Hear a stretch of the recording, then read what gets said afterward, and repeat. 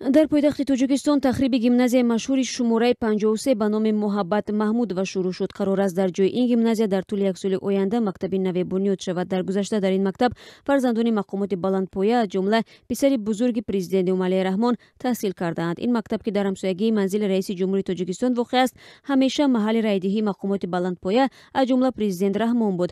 Ҳамакнун мақомот тасмим гирифтанд гимназияи шумораи 53 муваққатан дар мактаби миёнаи шумораи 70 ҷой дода шавад. Ба иттилои шаҳрдории Душанбе 30 май соли 2018 Эмомалии Раҳмон ва раиси шаҳри Душанбе Рустами Эмомалӣ бо тарҳи лоиҳаи бунёди бинои таълимӣ барои 2400 хонанда дар ҳудуди қитъаи замини муассисаи давлатии гимназияи рақами 53 ба номи Муҳаббат Маҳмудова шинос шуда, барои оғози корҳои сохтмонӣ дар ду муассисаи таълимӣ ҳар кадоме бо 2400 ҷои нишаст санги асос гузоштанд.